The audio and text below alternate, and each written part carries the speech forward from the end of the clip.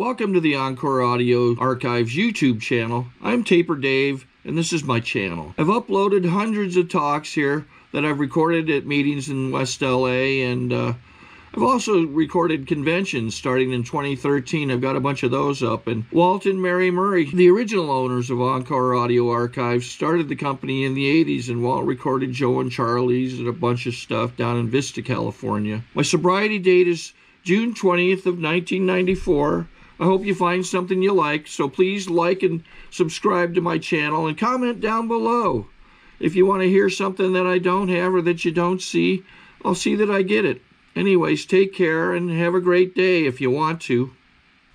To obtain additional copies, receive a free catalog of AA and Alanon talks, or to find out about our tape and CD of the Month Club, call Encore Audio Archives at 1-800-878-1308, or visit our website at www.12steptapes.com.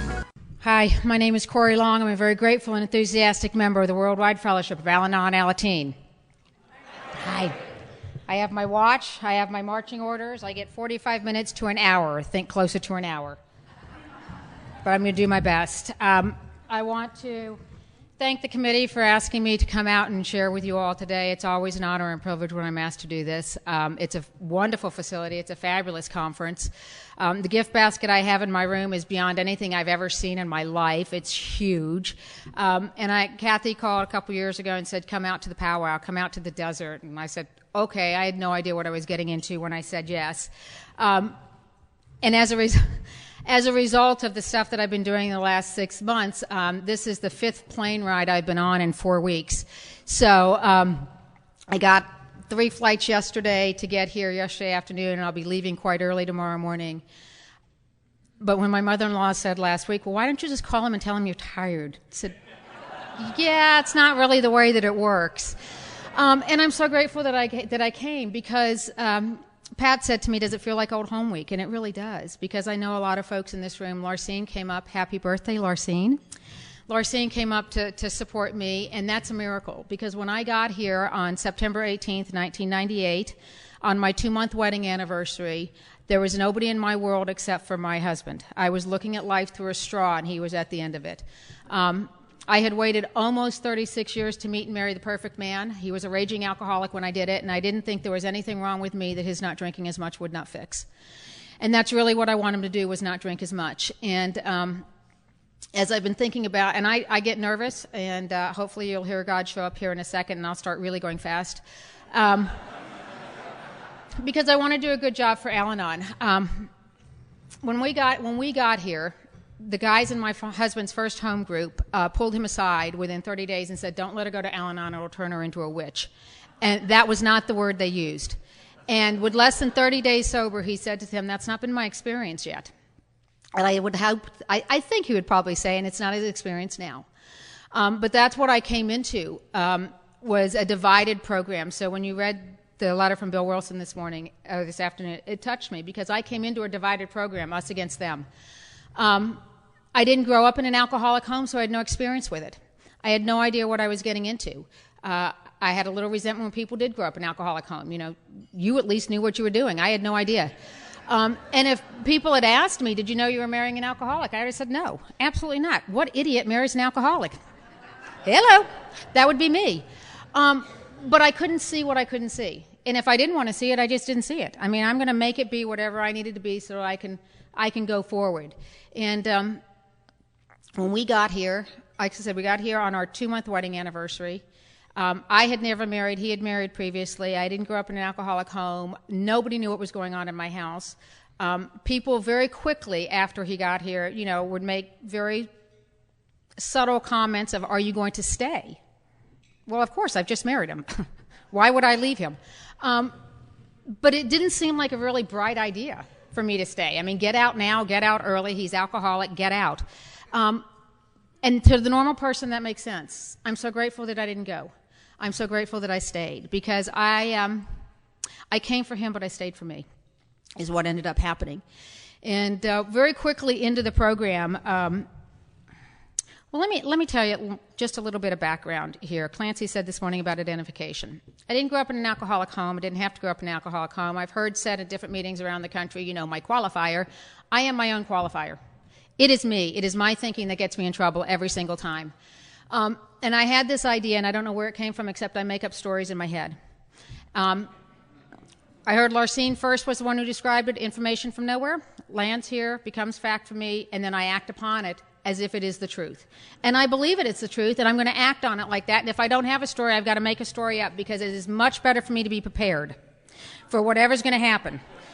Doesn't matter if it's the truth or not, I need to be prepared. So I will make up a story in my head. And for whatever reason, someplace in my childhood, I made up the story that I was not enough.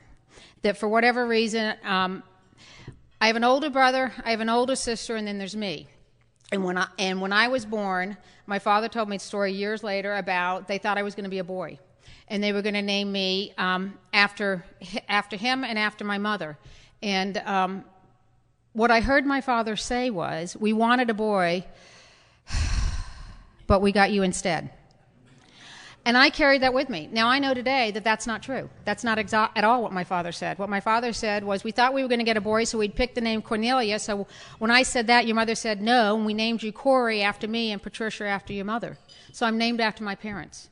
And that's a gift for me today, because my father's no longer with us. And so when anybody calls my name, I think about my dad. And for years, I thought that my name was the direct result because they wanted a boy and they got me instead. That's what my thinking does. And I do that with absolutely positively no alcohol. I'm really bad when it comes to drinking. I have a half a glass of wine and my head's on the table. My husband said it's alcohol abuse. It's just painful to watch, so I don't drink. But because I had that idea that I was not enough, that was a core operating aspect of my personality, all the way up until the time I came into program, for years after I was in program. I was not enough, and if I'm not enough, I need to be enough, and if I need to be enough, I need you to make me enough. So the way I need you to make me enough is I need for you to need me. You know, those three little words, I love you, who cares about that? If you need me, that's a whole different ballgame, and I need you to need me. The problem with that is I have a progressive disease, and the more you need me, the more I need you to need me, which means I become needier, and people don't like that, apparently, and they will push you away. And I didn't know that, but see, I didn't have that. I didn't know anything about, you know, trying the same thing over and over again, expecting different results. I just tried harder. I grew up with some slogans in my household. You can do anything you put your mind to.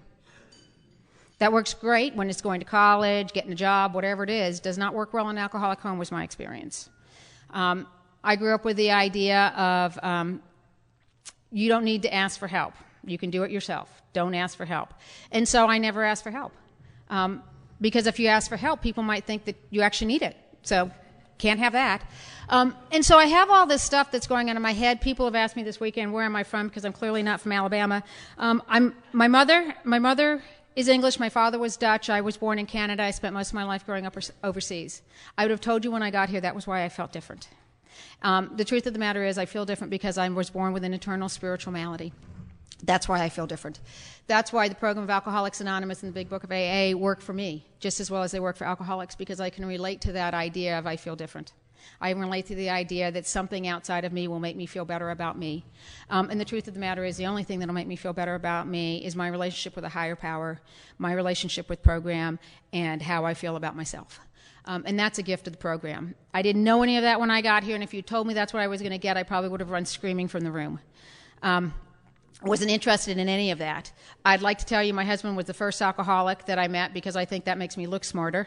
But he was not. And I will tell you a little bit about what I was like before he married me, so you know what he got in the bargain. I took a job in Montgomery, Alabama in 1988. It was supposed to be for 2 years. 27 years later, I'm still there. So obviously I'm built for endurance and not speed. And I took this job. I was only going to be there 2 years, 3.5 years into it. Literally 2 months before I was going to leave, I met him. And I love rooms of AA and I love rooms of Alanon because when you talk about him, her, them, we know who we're talking about without naming names. And I met him. And it was very important to me. I don't know why, except the story I'd made up in my head. It was very important to me that he was tall. That seemed important. And he was tall, and I met him at a charity softball game, which said to me he was socially conscious. That was important to me. I came to discover later he was at the charity softball game for the party afterwards. And he expressed an interest in me. And really, that is it. He expressed an interest in me. I have, without a program of recovery, without doing the work that I've done, I had so little self-esteem with me. All you needed to do was express an interest in me. And I'm instantly in love. I don't know how to date. I don't understand the concept of dating. If you express any interest in me, we are going to trudge the road of happy destiny together. And what happened on this particular evening, we were at the after party after the charity softball game. He asked my phone number. I'm in love. And he called that evening and he said to me, the party is still going on and I have to get up and go to work in the morning. And I thought, and he's employed, the trifecta. I've got him. Can I sleep on your couch? And he slept on my couch that evening. It was the only evening in the next 2.5 years he slept on my couch, but he slept on my couch that night because I'm instantly in love. He moved right in. I believed everything that man told me because the old idea that I operate in my head is if you love me, you won't lie to me. Yeah. Who knew? It made perfect sense to me. If you love me, you won't lie to me. And so why in the world would he lie to me? So I believed everything the man told me about his first wife, he had just divorced about 6 weeks earlier. And I believe, see, that was not a clue to me. I am an incredibly well-educated woman. I have a high school degree. I have a college degree. I have a graduate school degree. I have like 18 years of higher education. Well, 7 years of higher education. Completely missed that clue. And we instantly moved in together, and that was not how I was raised, but I rationalized, justified, and defended everything I did behind what somebody else had done. Well, my sister had lived with somebody, so it was okay for me to live with somebody.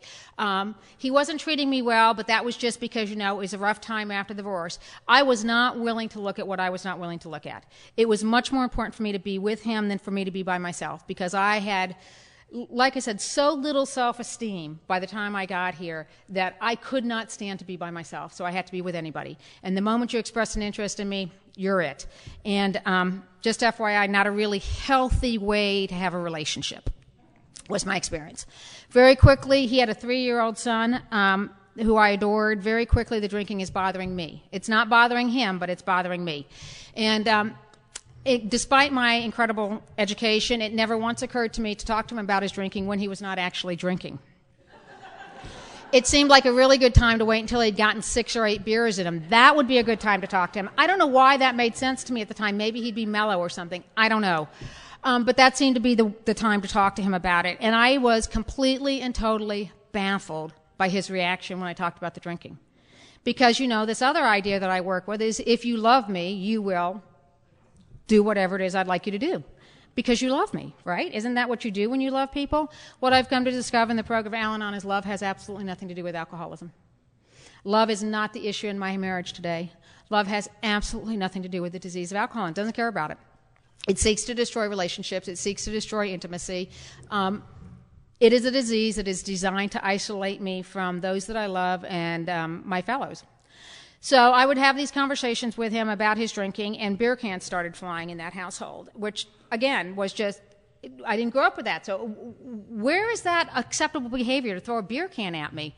And yet I stayed in that relationship.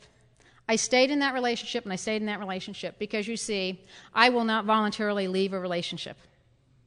What would that say about me? I cannot go. I've got to be with somebody. Better the devil I know than the devil I don't know. And what if nobody wants me after this? And, just all that weird thinking that goes along with being profoundly and deeply affected by the family disease of alcoholism. 2 things happened in that relationship that tells you an awful lot about me. The first thing that happened was, you see, I have this solution center right here. And my problems are not near as bad as the solutions I think up to them. And I love what Albert Einstein says, the mind that creates the problem cannot solve the problem. But I did not know that when I was coming up with this brilliant idea of mine. And the idea that I had was, we're in Alabama, it's fall, it's football. Take a picture of the 3-year-old in a football jersey holding a football in the fall leaves, blow it up, not to 5 by 7 or 8 by 10, that's kind of wussy. Blow it up to 16 by 20 poster size, hang it on the wall directly across the room from his drinking chair. I did not know in non-alcoholic homes there are not drinking chairs. Who knew? I hung it on the wall directly across from his drinking chair. I stood in front of it as if I were Vanna White, and I said, "If you don't love me enough to quit drinking, perhaps you love your son." Did not work. Did not work. There was no physical abuse in the sense of he never hit me, but there didn't have to be. I mean, there was a lot of emotional stuff, a lot of stuff that said, I think words are can be much more damaging, because everything he said I believed, because I'm operating on the idea as if you love me, you wouldn't lie to me. So every time he told me it was my fault, every time he told me that the reason he drank was because of me, every time he told me that if I were something other than I was, taller, thinner, funnier, cuter, smarter, wealthier, poorer, less educated, more educated, anytime he told me any of that stuff, I believed it. And he only had talent one time, and then I would run with that. I would take everything he said, and he's right about that, and I'm so awful, and it's horrible, and I can't do anything to upset him, because what if he leaves me? Nobody else would want me. And what I did to myself was absolutely abusive, and wouldn't have tolerated it had anybody done it to anybody I loved, but it was perfectly okay for me to do it to myself. The second thing that happened in that relationship, because, I need him to need me, I figured out very quickly the best way to do that is to purchase somebody's love. So I gave him a credit card. As a direct result of the first marriage, and he had all this debt, and he was in all this financial difficulty, of which he told me was her fault, and I believed him. I believed he was trustworthy with money. I was wrong about that, too. And what ended up happening, I gave him this credit card, and for whatever reason, the men I love, they like Budweiser beer and firearms. I don't know what that's about. I don't like either one of those things, but that's what they like. And he used to stop at the pawn shop on the way home and buy weapons. He came home one day, and this is how I know, one of the ways I know I'm profoundly, deeply affected about when people have said, have you ever said you were not going to do something and you did it anyway? And I had this memory of standing in the living room of this little apartment we were living in and swearing, I'm not going to say anything, I'm not going to say anything, I'm not going to say anything, I'm not going to say anything, I'm not going to say anything. The door would open, the beer was there, and the firearm was there, and I could not say something. I mean, and then I'd say, well, you didn't really mean anything that big. I mean, that you really need to say something about this. And it was on. And I'm yapping in his ear, not knowing that he's been drinking. And he locked himself in the bathroom with this beer and the shotgun. And he was on one side of the door, and I was on the other side of the door. And I am trained to argue. And so I spent an hour and a half on one side of that bathroom door talking him out of the bathroom. And I'd like to tell you I did it because I loved him. And I do believe him. I do believe I loved him the best I could with what I had at that time. But the real reason that I learned as a direct result of doing my fourth and my fifth step with my sponsor, the real reason I talked him out of that bathroom was because what would you think of me? That he would rather be dead than to be with me. And that's the only reason I talked him out of that bathroom, because I could not bear for anybody else to think I'd failed in this relationship. So I spent an hour and a half on that side of the wall, and he came out of the bathroom, and then we pretended like it didn't happen. It's the insanity of living with active alcoholism just boggles my mind today. This whole idea of he would never lie to me, and I would believe I think Nancy G said it one time. I heard her say it on a tape. She said, alcoholism makes us stupid. And I thought, I wasn't stupid. I was an idiot. This man would travel for work, and he got in the mail one day in the house that we're living in, underwear from a woman in Dothan. And I said, what up? And he said, well, she's blind and nobody will date her, so I'm only taking her out to be kind. And I thought, what a nice man I'm living with. God, that's bad enough. 2 weeks later, she sends him a book that she's written on the inside cover of from Stephen King. I think you'd enjoy this book. And it does not occur to me. A blind woman is not writing on the inside of a book. That didn't occur to me until, 4 or 5 years ago. And I'm thinking, oh my God, alcoholism makes us stupid. I know you will be as stunned as I was to find out that relationship didn't work. What ended up happening was, if you're purchasing somebody's love, you end up having to buy more and more and more and more stuff. And he ended up moving back to Birmingham, which is about 2 hours from Montgomery. He moved to the north end of town, which is 2.5 hours from Montgomery, but I can't possibly allow him to be in Birmingham by himself, so I must be with him. So we have a place in Montgomery that I'm telling my parents I'm living at, and we're living in Birmingham that I'm paying for that as well. And had he picked, he said we needed to buy a house. And had he picked any other house besides the house next door to his parents, you'd probably have a different speaker. But he picked the house next door to his parents, so I'm not buying that house. And we got in a huge fight, and he took off. I've come to find out later that, as is wont, that evening he found somebody else. But because I don't voluntarily leave a relationship, he came in the next morning and he said, I think I need some space and time. And I don't know what to tell you, except this is God doing for me what I can't do for myself. I said, take as much space and time as you want. This ship has just sailed. Packed up all my stuff, moved back to Birmingham. Now, I'd like to tell you that I was really good with that decision. It lasted about 12 hours.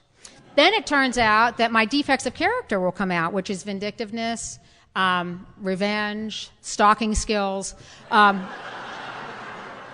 I made a decision. I made an absolute decision based upon my own head that he owed me. He had screwed me, he owed me. And by God, I was going to make him sign this contract of how much I thought he owed me. And because I know today the cycle of spree, guilt, shame, and remorse, I'm pretty confident that's the reason why he signed the document that I drafted up, which is a legally binding contract, because I can do that, and made him sign it and told him how much I thought he owed me and how much I thought he needed to pay me, and told him that he would pay me every month for the next 3 months, for the next 3 years. And if I had not been paid by the 5th, I would call him on the 4th. And if he had not paid me, I was going to call her, whom he had quickly married, and tell her all about me because she knew nothing about me. That's what the family disease of alcoholism does to me, and I don't even drink. Turns me into a very bitter, angry, lonely old woman. And I am not proud of the fact that I held that man to that contract and he paid me every dime that I thought he owed me. As a direct result of doing the steps that I've done with my sponsor, he's on my 9-step list. He's been on my 9-step list from the beginning. And there's been a couple opportunities I have thought I was supposed to make an amends. And it was made very clear to me that I was not supposed to make the amends. But I'm willing. He's on the list. But it's a very stark reminder to me of what happens to me when I am not working a program recovery and I'm profoundly and deeply affected by the disease of alcoholism. So my solution to that situation was I'm not going to date a man who drinks. That's it. So I stalked a member of Alcoholics Anonymous for the next year and a half. He had 20 years sober when I was stalking him. And we'd go to dinner, and I'd say, have a glass of wine. And he'd say, I don't drink. I'm a member of Alcoholics Anonymous. I have 20 years sober. I'm like, it's wine. It's not really drinking, is it? I don't know why I thought wine was an alcohol. I don't know what I thought Alcoholics Anonymous was. That's my only exposure to AA up until the time I met my husband. My husband and I went to high school together in Singapore in the Far East. We met in 1979. He dated somebody else. I attempted to date, didn't do that well either. And we had just been friends. And in 1996, I had that, euphoric recall. It was the last time I felt okay about myself was high school. And I found the high school bulletin board on the internet, and I posted a message. Anybody from the class of 1980, email me. Now, I had tracked my husband down literally about 9 years before that. He had just moved to Panama, and he had just gotten married when I had tracked him down. And we were just friends. We hadn't dated. There was no romantic interest. We were just friends. And I have permission to tell this part of the story because of how we got where we are. And my husband's name is Kent. And he is my best friend in the world, and I absolutely adore him. He's the most fabulous man ever. Butch is a close second, but he's the most fabulous man ever. And he found me on the internet on February 1st, 1997. And he didn't know where I was. He didn't know what my last name was. He didn't know if I had married. And we started playing this little email thing. It was the first day he'd ever had a computer. And he sent me an email, and I sent him an email, and I said, screw it, call me. And I typed my phone number in, and I typed my phone number in incorrectly. And the man spent an hour and a half on the phone on February 1st, typing numbers into the phone until he found me. Now, if that's not a God moment, I don't know what is. And that first phone call was 11 and a half hours long. I know today that first phone call went with me going, blah, blah, blah, blah, and him going, uh-huh, blah, uh-huh, just so that I knew he was still on the phone. And someplace in the middle of that phone call, two things happened. The first thing that happened was I said, I want a man who doesn't drink. And he said, I don't drink much. Well, how much is much? See, you are much quicker than me. How much is much? And he said, 3 or 4 beers a week. Well, we all know that's not drinking. 1, it's 3 or 4, and 2, it's beer. That's good. And then, and I don't know where this came from, it's not anything I would have said to anybody. Somewhere in 2 or 3 o'clock in the morning, I said, yeah, but do you want me? And he said, yeah. I'm in love. I hung that phone up, called my best girlfriend at the time, and said, "This is the man I'm going to marry." Hadn't seen him. We hadn't exchanged pictures. We liked the joke that we ended up getting married because we couldn't afford the phone bills. The first month was $1,000. Just back, but again, God working in my life, and I don't recognize any of this stuff until I get the program. So any of the awarenesses I've had has been a direct result of working with a good sponsor, doing the writing, doing the stuff work that I've had. But he worked for an airlines in Washington D.C. and he could fly to Montgomery for $20, and so he was flying down. Very quickly, we moved in together, of course, because I've got my man. I'm like the Canadian Mounties that way. I'm not letting him go. I have no idea what his background is, except that we went to high school together, and he was a good guy in high school. And he is a good guy. And in July of that year, my father called me and said, "You've got to come home. There's something wrong. I'm not sure what." And so they were 4 hours away from me. I drove home. And on August 25th, 1997, my father was diagnosed with brain cancer. And they said to us, "Just give us 6 weeks to get him. Just like 6 weeks to get him through. Let's get it 6 weeks to get him through." Oh, I forgot one of the really important stories. Sorry. In between this, before my dad calls, after Kent and I are together, he calls and says, "Pick a wedding date. I don't care what wedding date it is, just pick a wedding date." My little sister had switched wedding dates. He didn't like that. Pick a date. So I picked my parents' 40th wedding anniversary in March. I thought that'd be a good time. I called my husband up. I called Kent up and said, "Hey, how do you feel about getting married in March?" And he said, "Okay. I'm engaged." Hung the phone up. Now, I will tell you, when my husband talks, he will say, and I believe this, that when he left his first wife, he had no intention of doing anything except drinking himself to death. So he left with nothing, in the sense of no paperwork, no interest in paperwork. By the time I got him, he's a raging alcoholic, so he's still not interested in paperwork. But God bless him, for he called me back 15 minutes later, and he said, "Hey, do you think I should get divorced first?" Yes, indeed. That would be a very good idea. But you see, this is the insanity of my thinking, all right? Most people would have gotten him divorced first, then planned the wedding. Oh, no. I am way better than that. I can do a divorce on one hand and a wedding on the other. So I am planning this divorce, and I'm planning this wedding. Nobody in my family knows that he's not yet divorced. I'm planning a wedding. We're acting as if everything's going to be fine. We have no idea where the ex-wife is. Again, God doing for us what we can't do for ourselves. But what happens when my dad calls? He's sick.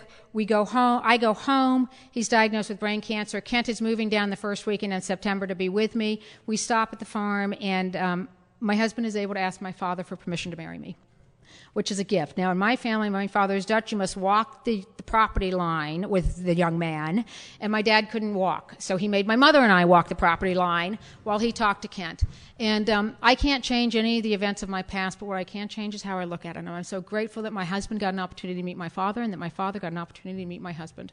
I'm so grateful that my husband got an opportunity to ask for my father's permission to marry me, and that my father said yes.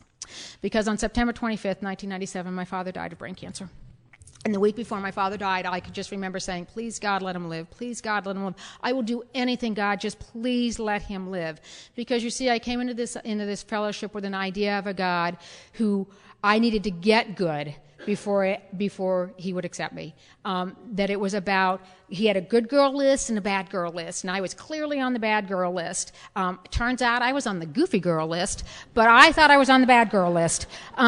And I was convinced that because of things I had done and because of values I had violated, that God had heard my prayer and he had said, "Yeah, not for you. You're a bad girl." And that's the idea of God that I brought into the program with me. And my dad died on September 25th, 1997, and I made a vow that I'd never pray again. That vow has changed. But we knew we couldn't get married on the wedding anniversary, so we pushed the wedding back to July, and on July 18th of next month, we'll be married 17 years. And that's a gift of the program. Right before we got married, he said to me, "My parents don't know I drink." I said, "Really? That's a little odd. You're 36. And he said, "It's a long story. They don't know I drink. My father made him promise to bring them to the wedding." And so he said, "So what we really need to do is buy a refrigerator and put it in the bedroom so I can drink while they're here," which seemed to me a perfectly reasonable thing to do. My thinking. Are you getting the clue that it's my thinking? It's not him, it's me. And we went through the wedding. We went to Ireland for our honeymoon, which is a wonderful place to take an alcoholic. We have to go back when he's not actually drinking. But the week before we got here, what happened was we went out to a little place about an hour and a half from us to play putt-putt golf. And I can't tell you why it was different. I just knew it was different. And we got there. We hadn't been there 10 minutes. And I said to him, do we need to go? And he said, yes. And again, God doing for me what I couldn't do for myself. As we got in the car to drive home, I said, do we need to stop and get you beer? Well, the only way I can describe my husband prior to that statement was he was cranky. Really cranky. But after I made that statement, it was like there was a man in that car I had never seen. He didn't say anything, didn't do anything. The emotion that was coming off of him and hitting me was nothing I'd ever experienced. So we didn't talk all the way home. We didn't talk the rest of that day. We got up the next morning and acted as if nothing had happened and didn't talk about it. 4 days later, I have to go to a professional obligation, and I don't know why this happened except we got into a fight. We rarely fight. We got into a fight. I stormed out of the house. I slammed the door. I looked like the crazy person. I go to this professional obligation. I'm in the car coming home. It's 10 minutes to my house, and I heard a voice as clear as a bell in my head said, you need to go to Alanon. I don't even know what Alanon is. Thinking, oh, that's weird. And I went home, but I'm still focused on him and what he had said and what he was doing and what are we going to do. And I walked in the door, and he was in the bed, and he said to me, I can't stop drinking without help. And I said, yes, let me help you. I'm really good at helping. And so I am up. I am getting the Blue Cross Blue Shield out. You know, I know exactly what to do. We've got him up the next morning. God bless him. We must have been up at 7:30 at the mental health place because that's where the Blue Cross said to take him. She took one look at us, and she said, do you have insurance? Of course I have insurance. So she said, take him to treatment. Okay. So I took him to treatment. Now, I do not know what I thought treatment was going to do. It had never occurred to me they were going to keep him. I had no idea they were going to keep him. I don't know if I thought they were going to sit him down, talk to him. I don't know what I thought they were going to do. But we walked into this treatment center, and we go to the intake nurse, and she says, name. He gives his name. I give his name. Birthday. He gives his birthday. I give his birthday. How much do you drink a night? I say 8 beers a night. He says 18 beers a night. And before I can whip around on him, she looks at me and says, what are you, his mother? And I was offended. I thought that was incredibly rude. I thought she was suggesting I look bad. Turns out I did look bad. I looked old and tired. But I thought I was a newlywed, for God's sakes. How dare you suggest I look bad? And she promptly escorted me out of her office and sent me down to the family counsel's office. And I walked into the family counsel's office, and that woman, God bless her, took one look at me, and she knew what she was dealing with. And I have a disease that affects my hearing. I don't know if anybody else has this disease, but I am profoundly and deeply affected by the family disease of alcoholism. And sometimes I hear things that are not actually said. Other times, what I hear is not what is meant. But what I heard this woman say to me, she looked at me, she said, if you love him, you go to Alanon. And I thought, how dare you suggest I don't love him? I've just married him. By God, I'll go to Alanon and I'll teach you a lesson. So off I go to Alanon. I also thought she said to me that I couldn't see him the next day, which was the first clue I had he wasn't coming home, unless I went to the Alanon meeting beforehand. All right, so I'm the type of woman that I can't let you know that I don't know anything, so I immediately went home and Googled, Alanon and found an online meeting, and God bless those people for an online meeting. I know I must have interrupted 432 times, and they kept saying, find a meeting in person, find a meeting in person. And so I went to the Alanon meeting the next day, and I walked into that room. I was 35 years old. I'd been married 2 months. There were 3 little old ladies in that room. I was in Montgomery, Alabama. They looked like they were 103 if they were a day. They had the blue rinsed hair. And I don't know what they said, but I will tell you what I heard. What I heard them say was, oh, honey, he'll drink again. They all drink again. But have hope. And I burst into tears. Because I had no idea what I was doing. I had no idea what was going on. And that was on a Saturday, and 3 days later my husband came home and he said, I need to be rigorously honest with you. Not a conversation I enjoyed then, not a conversation I like having today. And he said to me, I need to tell you some things that you don't know. I need you to know that I did not graduate from college. I dropped out in a junior year to join the Army. That I do not have $25,000 in a bank account in Northern Virginia as an early out for the military. I have no money in a bank account in Northern Virginia. This is, I did not get out of the military on an early out. I got kicked out for alcohol rehabilitation failure. This is not my first treatment center. It's my third, and one of them was a year long. See, I can tell the Alanons in the room. That was my reaction. What do you do with that kind of information at 10 o'clock on a Tuesday night? I will tell you, my husband will tell you, that was the first time in his entire life he was willing to be honest regardless of the consequences. He slept like a baby that night. I did not. But you see, I'm built for endurance, not speed. I can't possibly divorce him. How would that look? And I'm so grateful that I didn't. So he goes back to the treatment center the next day. To obtain additional copies, receive a free catalog of AA and Alanon talks, or to find out about our tape and CD of the Month Club, call Encore Audio Archives at 1-800-878-1308, or visit our website at www.12steptapes.com. And tells them all the things he had told me the night before that they didn't know about. And I'm so grateful for Alcoholics Anonymous, because his counselor at that treatment center that Wednesday night happened to be a member of Alcoholics Anonymous. And he said to my husband, he said, you need to go to Alcoholics Anonymous. And my husband said, I've been to Alcoholics Anonymous. I went for a year. And it threw the guy for about 2 seconds. He said, really? Did you have a home group? He said, no. He said, you worked the steps? He said, no. He said, you have a sponsor? He said, no. He said, you haven't been to Alcoholics Anonymous. Go to Alcoholics Anonymous tonight and get a sponsor. And he sent my husband to Alcoholics Anonymous on that Wednesday night. My husband came home with a sponsor. And he came home and he said, I have to go to a meeting a day for a year. And I'm like, really? Being the spiritual giantess I was, I said, what the hell am I going to do? And he said, I think you should do an Alanon, exactly what we do in AA. And I thought, brilliant. And that began the 6 months of my husband sponsoring me in Alanon. Because you see, it's incredibly difficult to ask for help when there's nothing wrong with you.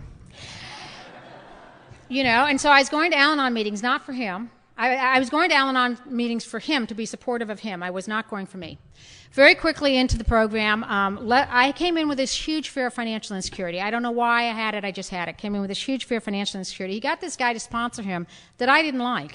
Turns out that's immaterial and irrelevant. And Kent came home one night and said, I have to go to this conference at the beach in December. This was in October. I got to go to this conference at the beach in December.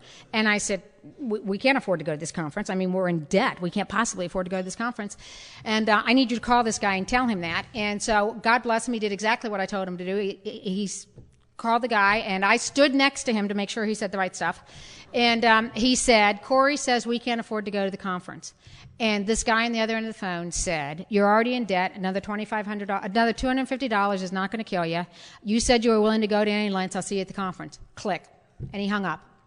And my husband turned around to me and said, you're welcome to come with me, and I invite you to come with me, but I'm going with or without you. And I thought, I cannot possibly send you to the beach with alcoholic women without me there to watch. Absolutely, positively not. And that's the only reason I went to the conference, was because I was terrified that he was going to meet somebody better suited for him at this conference. But you see, I've been going to meetings every single day.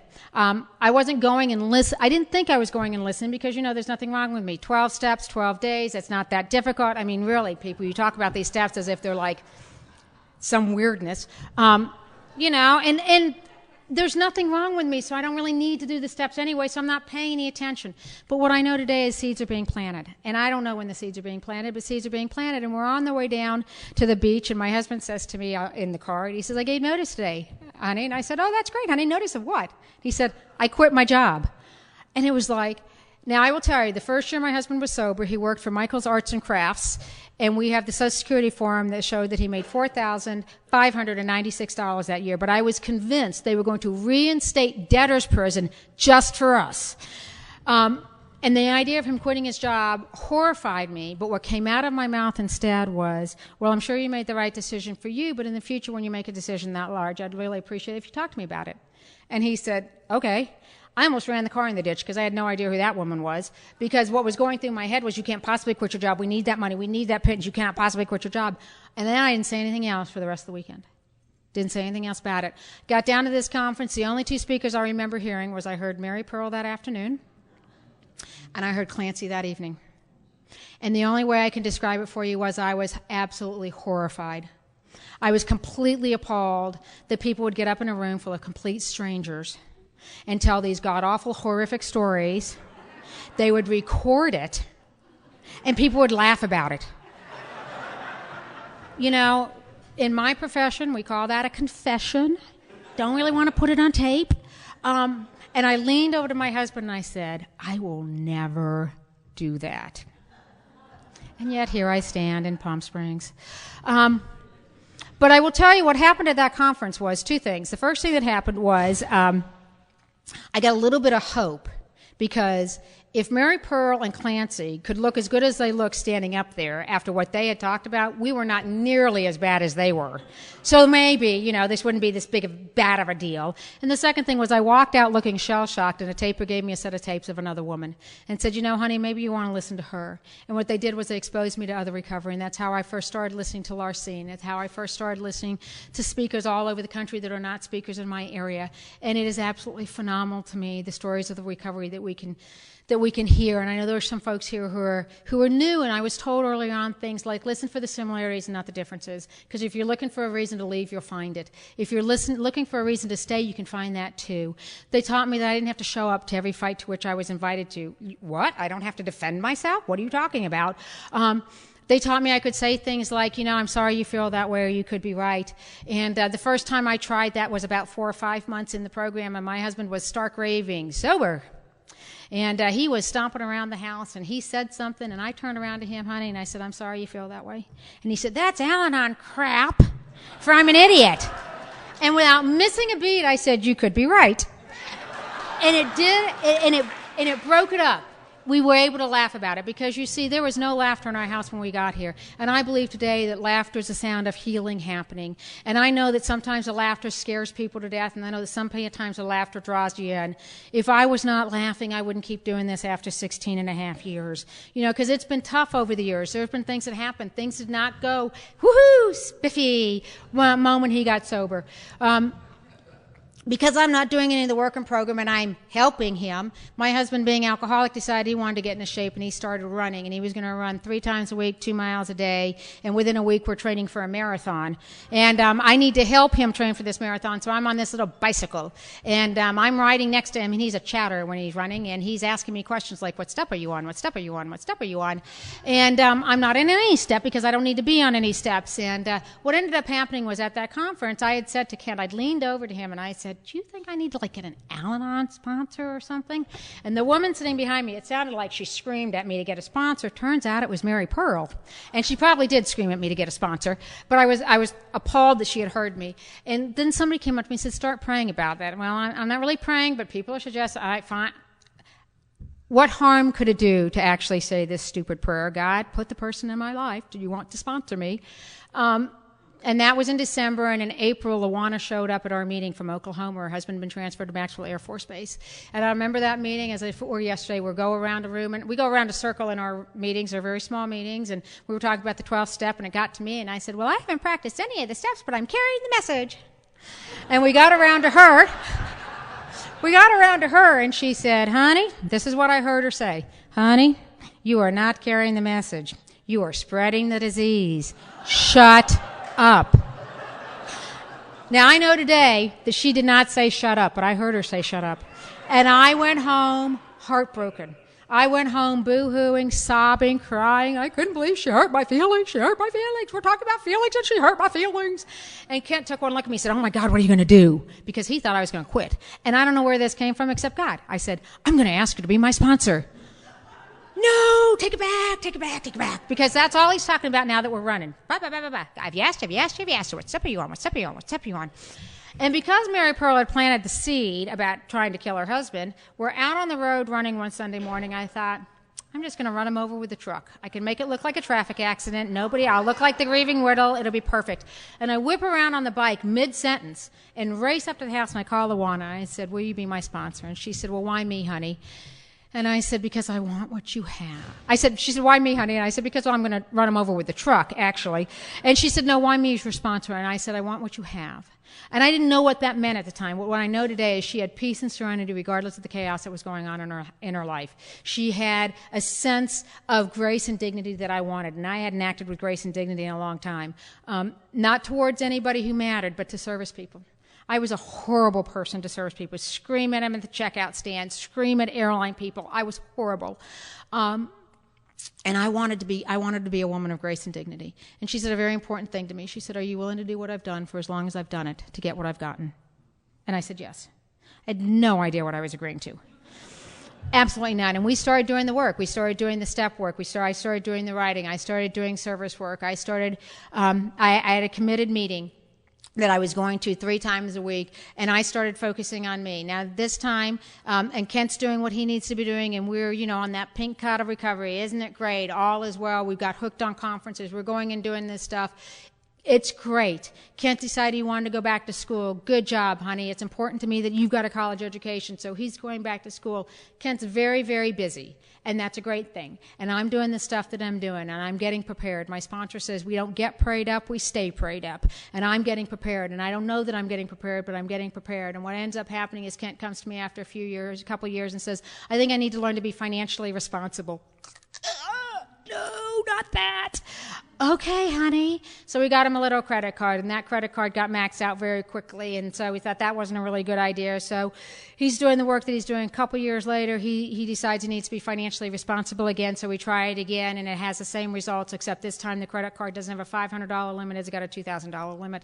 So the third time he comes by and he says, hey, I think I need to learn to be financially responsible. So we need to do something different. Let's have a plan. So the plan we came up was he would get an allowance. What he did with the allowance was up to him. It was not up to me, because what I'm doing, because I get crazy, I'm in programs, I've got a sponsor, I'm checking the bank account every single day to see what he is spending money on. Because you see, it's my thinking. The big question I always ask myself is, what is he doing? What is he spending? What is he buying? And the unanswerable question ever is, what is he thinking?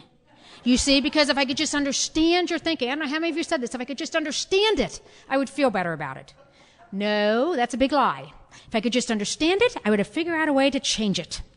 That's the goal for me. What I have come to learn, Polly Pistol and her husband Dave were with us, and we were out in Arkansas a couple months ago, and Dave said, she's a plate of spaghetti and I'm a waffle. I have boxes. Sometimes the boxes are empty. I'm like, oh my God, that's my husband's brain. Sometimes those boxes are empty. It's fabulous. So I'll say to him, what are you thinking? He'll say nothing. Great. Or I'll say, I'm in the empty box. Good. As long as you're not planning something out there, So I'm always afraid of what he's planning. He came to me around the same time. He said, as part of his 9th step work, he wanted to make an amends to the military, and he was working for the Department of Defense, and he says, they need people, civilians, to voluntarily deploy, and I want to apply. And I was able to say to him, because of the work I'd done, can I pray about that? Can I talk to my sponsor about that? And can I have some time? And he said yes. And so I prayed about it, and I called my sponsor and said, he wants to voluntarily deploy. Now, God's got a sense of humor. My sponsor is married to a colonel in the Air Force. And she said, really? She said, you practice the traditions in your marriage? I said, well, you know that I do. And the 5th tradition would be, well, we practice the 12 steps of AA ourselves. We support and encourage our alcoholic relatives, and we give comfort and welcome to the families of alcoholics. She said, well, if you're going to support and encourage your alcoholic relative, how can you possibly say no? Well, when you put it that way, don't guess I can. Okay, click. That was the end of that conversation. So I said, if you want to do it, I'll support it. That was like, I don't know, 2004, 2006, somewhere in there. Many, many things are happening. I don't think anything about it. 2007, Kent came to me and he said, I've got us into some financial difficulty. And I said, really? What do you mean us? Because that's how spiritual I am. What do you mean us? And what I know today happened was my husband was in the middle of Alcoholics Anonymous, and he was suffering from untreated alcoholism, and for my husband it manifested in finances. And we sat down on the couch, and I said, well, this is where I knew I'd grown, this is where he knew I'd grown. I said, well, it's only money, we'll figure something out. But what are you willing to do differently? And he had to make some changes in his own program. And I will tell you today that was the moment that shot us into the 4th dimension. It was absolutely unbelievably and I just cannot describe to you how that event, which I thought was horrific, has changed our entire lives. Because you see, and Kent used to say, please don't tell him how much it was. I said, there are Alanons wondering. In 2 years, we were $42,000 in credit card debt. In 2 years. Yeah, that was my reaction. Oh, my God. I talked not long ago, and the guy next to my husband leaned over, honey, that's not that bad. I'm like, shut up. But I said we needed a plan, and so we started doing things differently, and we prayed about this plan, and we talked to our sponsor about the plan, and we came up with a financial plan. And I'd like to tell you that I was good about it, but you see, I'm profoundly and deeply affected by the disease of alcoholism, and I had gone to a conference in Birmingham 3 months later. And one of my dearest friends, Kathy, was there from Cincinnati. I had hosted her. I was oozing Alanon, man. It was coming out everywhere. I was the most spiritual member of Alanon on the planet when I got home. And I opened the mail, and he'd bought $34 symphony tickets. And I turned into a crazy, screaming lunatic with 9 years in the program. I had a meltdown. And my husband, who I adore, looked at me and said, I am not willing to live like this. And I thought, how dare you? After everything I have been through, how dare you? But I didn't say it. I said, I'm going to go for a run. I just started running, put my tennis shoes on. I went running down the park where we live, and I started praying to this God that I didn't believe in when I got here. And I said, please, God, you got to show me what to do. I don't know what to do in this situation. And he said, either you're in the marriage or you're not. Both feet in or both feet out. But it's either you're dead together or you're not in it. Make a decision. And I made a decision that day that I was in this marriage. And I haven't looked back. And I have not looked back. And when we went back, we figured out the financial plan, and we were rocking right along. And in 2010, May of 2010, we went to dinner one Wednesday evening with my mother. My mother lives directly across the street. And if John is here, you need to come up and introduce yourself to me before I leave. One of her traveling buddies is out here. But we went to dinner one Wednesday afternoon, and Kent said to me, I don't think I'm going to get to go. Really? Go where? And he said, I don't think I'm going to get deployed. Oh, okay. I'd completely zoned that he was applying. That was on a Wednesday night. Monday afternoon, he calls me and he says, I'm going to Djibouti. And I said, where? He said, Africa. Really? For how long? A year. Wow. I'm at work. Can I call you back? Click. Called my sponsor up. They called him on Thursday. He let it go on Wednesday night. They called him back on Thursday morning, and they sent him to Djibouti, Africa for a year. And I had 2 months to get my husband ready to go for a year.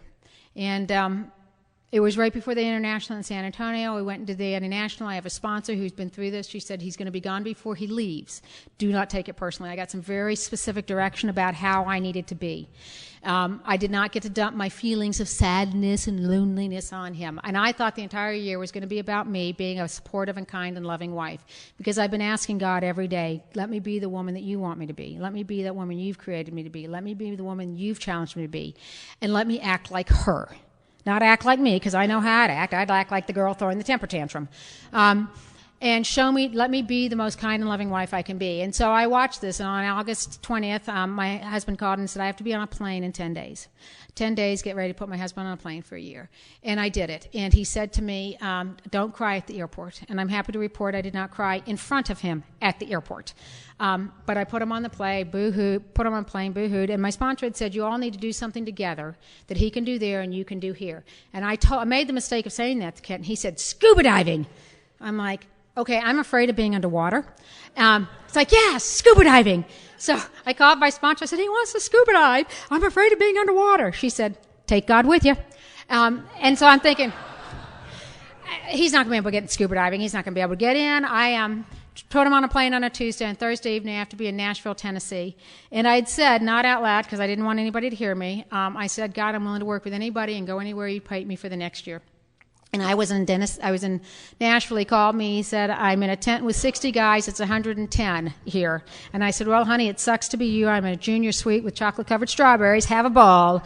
And that was on a Thursday night. And on Friday night, I got a call from a woman in Montgomery. It says, the women in AA are telling me I need to work the steps of Alanon. Will you take me through the steps? And I said, yes.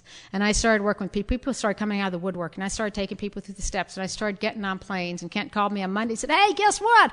I start scuba lessons tonight. When do you start? I said, well, apparently Wednesday. And I took scuba diving lessons, even though I was afraid, because it turns out it doesn't matter if I'm afraid. My feelings will not change unless I take the action. If I take the action, my feelings will change. And in February of 2011, I got an opportunity to fly to Tanzania, Africa, meet my husband, and do a 10-day photo safari and scuba dive in the Indian Ocean. Now, I don't know how a girl from Alabama gets to do that unless there is a God who wants me to be happy, joyous, and free. And you see, I think my biggest problem is that I get trapped in my ideas of how I think it should look. I get trapped in my ideas of what I think is possible. And if I am willing to let go and let God, amazing things will come to pass for me and those I love. That year-long experience was the most remarkable experience for Kent. It was the most remarkable experience for me. And what I discovered at the end of that year was, for the first time ever, I am enough. In and of myself, I am enough. I do not need to be married to my husband. I choose to be married to my husband, and I get to be married to my husband. And that's a whole different ballgame than having to be married to my husband. The other thing that happened that we don't often talk about, but I don't know why I'm going to do it today, but I am. At the end of that 1 year, he was not supposed to make any overtime. It wasn't about the money. It was about going and making his amends to the U.S. Army. And he hadn't been there very long when they put him in charge of a shop. And I was scared. I was very afraid because I didn't know there'd be AA there. And the first 30 days he was there were 2 other guys in AA, and they turned the key over to my husband. And for the next 11 months, there was no AA there. But what I did was, after every conference I came to, I picked up CDs, and I sent them to my husband, and he would listen to them every weekend while he cleaned his little shipping container that he lived in. And he was okay, and he was good, and we had this incredible experience. And I came back knowing that I was enough. And he said to me right after he'd gotten back, he said, "Do you have any idea how much money I made while I was over there?" Yes, as a matter of fact, I do. I know exactly how much money you made. And my husband made almost exactly to the penny $42,000.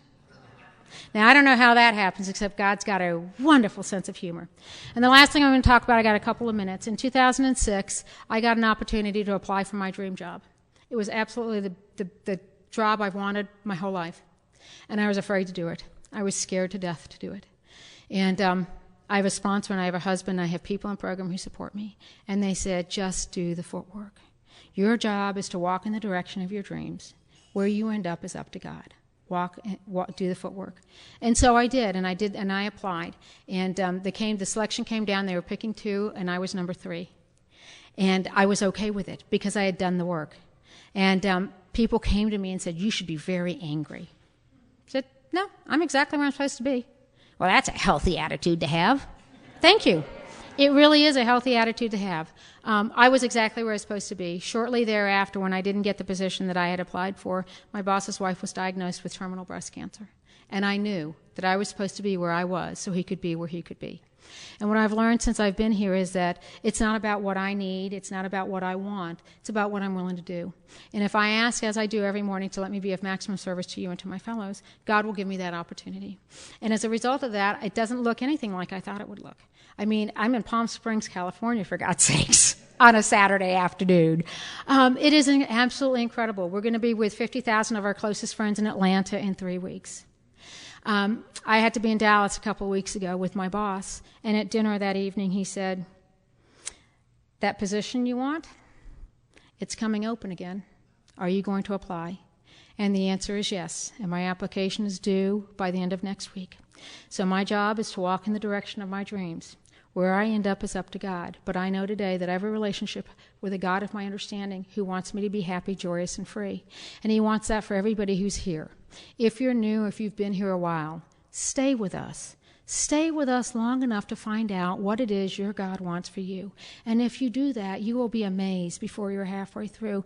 My life is the most incredible life that I couldn't even have imagined it.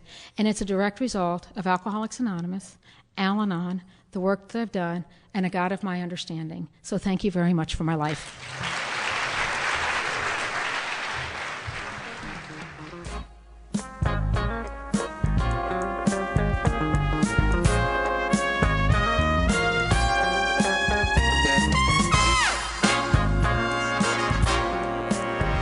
We hope you have enjoyed this recording.